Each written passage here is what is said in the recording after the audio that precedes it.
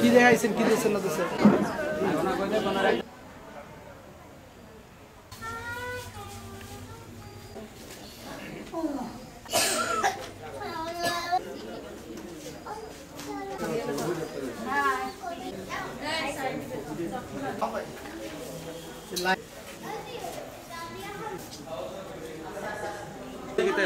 জানেন আপনি করবেন এবং এখানে যারা আছে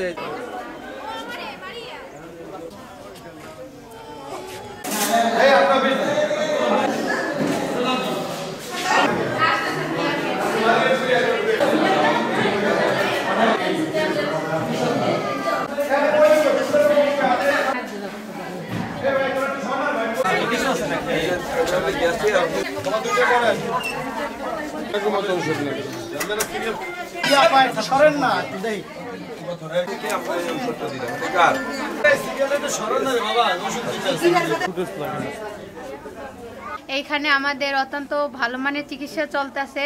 এখানে আমাদের প্রেসক্রিপশন দিছে, তারপরে এখানে ফ্রি ঔষধ দিতে আছে।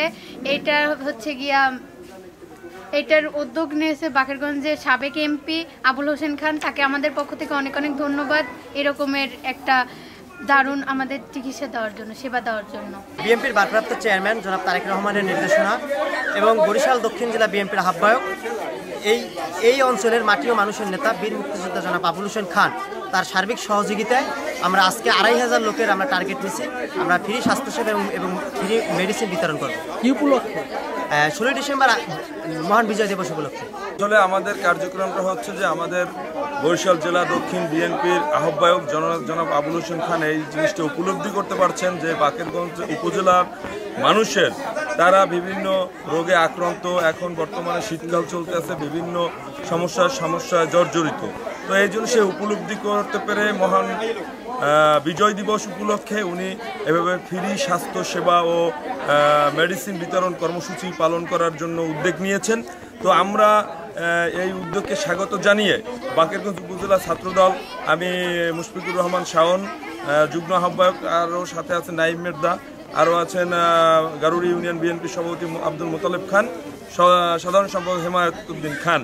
তো আমরা এই জিনিসটাকে উপলব্ধি করতে পেরে এখন আমরা এইভাবে একটা মানুষকে কীভাবে স্বল্প খরচে একটা চিকিৎসা দেওয়া যায় যাতে মানুষ উপকৃত হয়, আমাদের নেতা জনাব আবুল হোসেন খান এই জিনিসটা উপলব্ধি করতে পারছে বিদেই আমরা এই কার্যক্রমটা শুরু করছি। আর আমাদের লক্ষ্য হচ্ছে প্রতিটা মানুষ হতদরিদ্র যারা আছেন তারা যাতে এইভাবে সুচিকিৎসা পায়, যাতে বিনা চিকিৎসায় কেউ এভাবে অকালে প্রাণ না হারায়, এটাই আমাদের।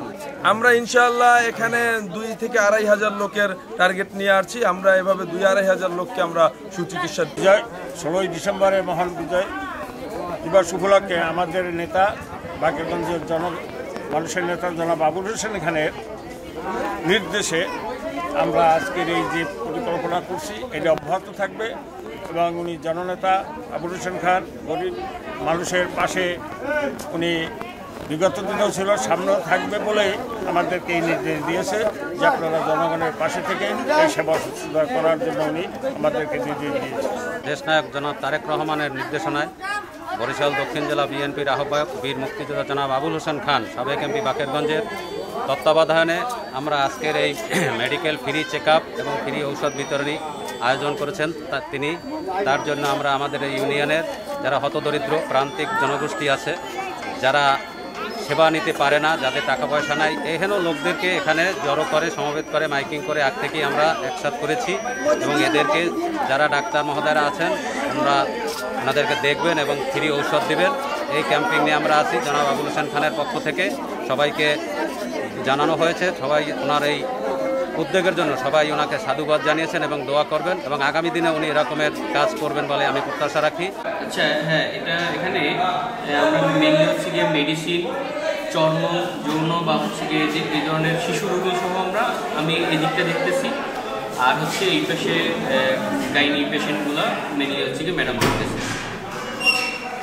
এখানে দেখা যায় গ্রামে তো সাধারণত সব রোগীরাই আসে আমাদের কাছে।